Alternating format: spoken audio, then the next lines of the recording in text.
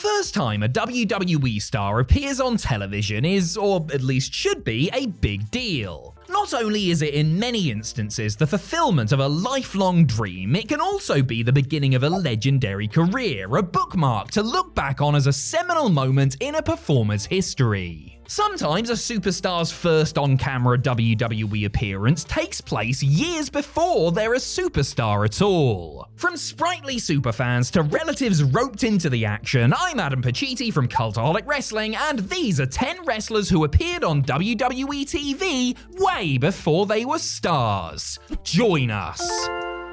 Number 10, AJ Lee. AJ Lee would go on to become one of the most popular female stars of her era, due in large part to the fact that she was just so different from her contemporaries. It's hardly a major surprise considering how much she clearly idolized WWE Hall of Famer Lita whilst growing up. And there's video evidence to back that up, with WWE uploading footage of a then 14-year-old April Mendez meeting the former women's champion at a signing of Lita's It Just Feels Right VHS on July 18th, 2001. Overcome with emotion, Lee, clad in Lita t-shirt, has to fight back the tears while telling her hero how much she means to her. It's very cute, and AJ would reflect years later that she's thankful Lita was so sweet to her and didn't make her feel stupid for fangirling out. The footage aired on WWE television not long after, but the clip would take on a slightly different meaning over a decade later when Lee began dating and ultimately wound up marrying Lita's ex-boyfriend CM Punk.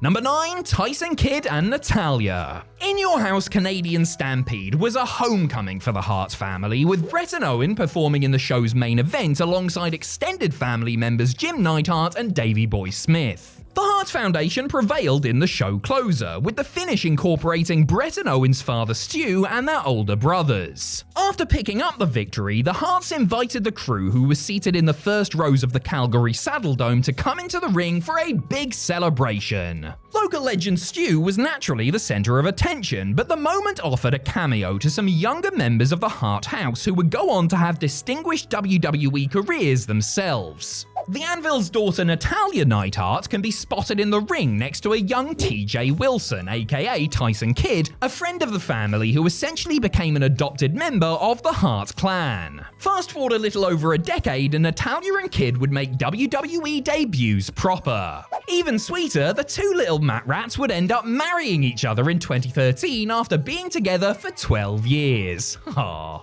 Number 8, Dominic Mysterio. The detestable Dominic Mysterio is one of WWE's hottest heat magnets these days. It wasn't always that way, of course, with Dom introduced to the WWE universe as a cherub-cheeked little tyke who was the center of an infamous storyline in 2005. While many fans recall him being involved as Rey Mysterio and Eddie Guerrero literally fought for his custody, the Judgment Day members' on-screen bow predates even that. Dom had been in the audience to watch some of his father's key matches, and by father we mean Rey for anyone who wants to get cute about it. This included when the Masked Man challenged for Matt Hardy's Cruiserweight title on the June 5th, 2003 episode of SmackDown, a rare occasion where the Cruiserweights got to headline on WWE TV. Since the show was being taped in Rey's hometown of San Diego, California, a fairy tale ending was the thing to do, and Mysterio managed to bag the gold before bringing his son into the ring to share the moment with him. And just look at how the ungrateful little bastard repaid his old man.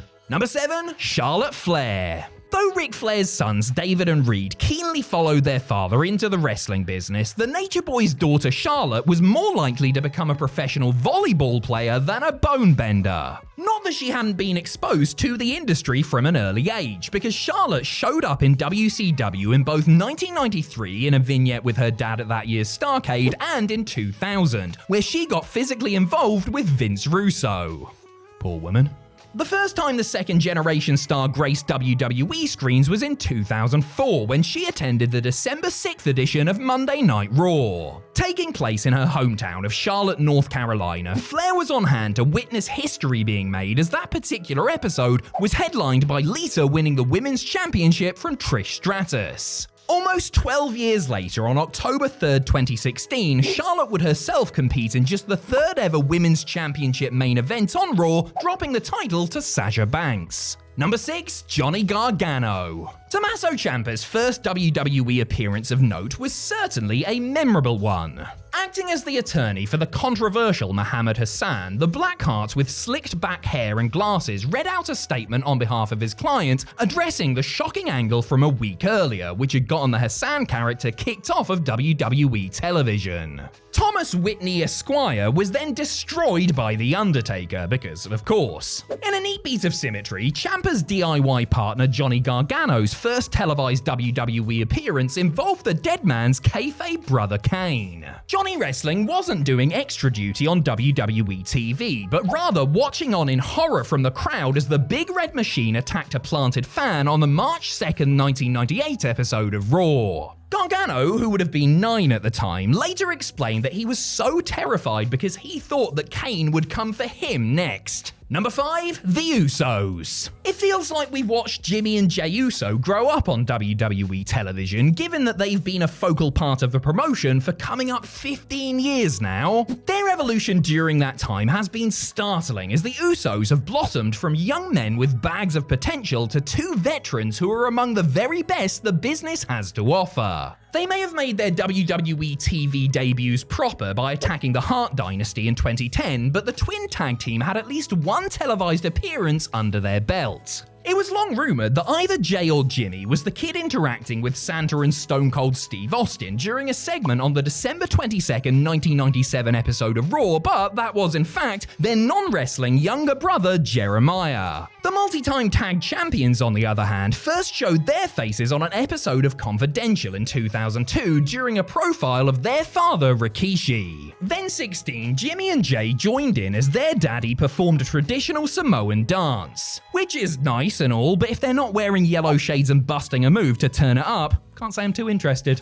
Number 4, Edge. A lifelong member of the so-called WWE universe, Adam Copeland's sports entertainment fandom was no stranger to those who knew him. He was voted most likely to become WWE champion in his high school yearbook and began training for a career in tights at the earliest available opportunity. A long time before he established himself as a WWE superstar in his own right, a 17-year-old Edge was in the crowd at WrestleMania 6, cheering on Hulk Hogan as his hero defended the world title against the Ultimate Warrior. It was a bad result for the teenage Hulkamaniac, but a much better one for himself 9 years later when he himself wrestled in the Toronto Skydome and beat Jeff Jarrett to win the Intercontinental title, the first gold of an illustrious Hall of Fame career. Perhaps the most sentimental of his championship triumphs was when he got to team with his childhood idol and capture the tag straps in 2002. That's the power of prayers and vitamins right there, guys. Well, and being 6'5" and shredded with a great head of hair and Hollywood white teeth, but mostly the prayers and vitamins.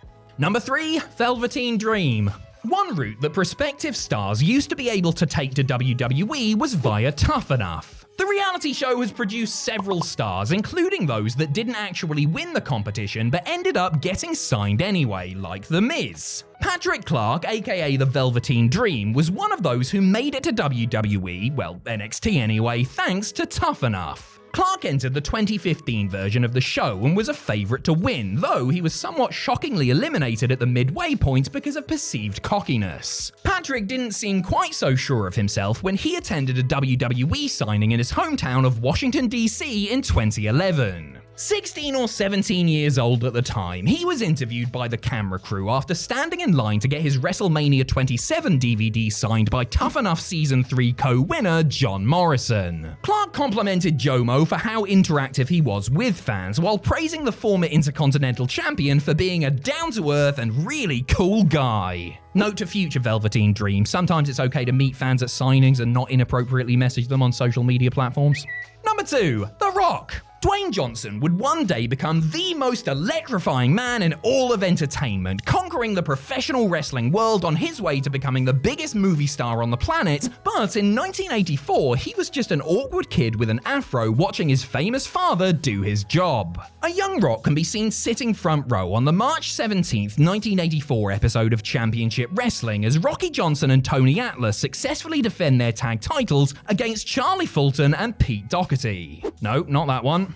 The camera pans to 11-year-old Dwayne as Rocky is introduced, with commentator Vince McMahon failing to acknowledge the family connection. This is likely because baby faces in those days were supposed to appear available and rarely acknowledged having a wife or kids. The Great One, self-admittedly a bit of a tearaway in those days, would sometimes accompany his dad on the road. Dwayne would later tell of how he was confused for a girl back then due to his soft features. He remedied that in later life by becoming so large and muscular that, in all seriousness, I'm a bit worried about him. He's up on the Ico Pro, mate. You're in your 50s. Number 1. Rob Van Dam. These days, if a kid wants to make a fast buck, they will, I don't know, invest in crypto or become an online influencer or develop $1 million app or something. Kids these days, eh? God, I hate them.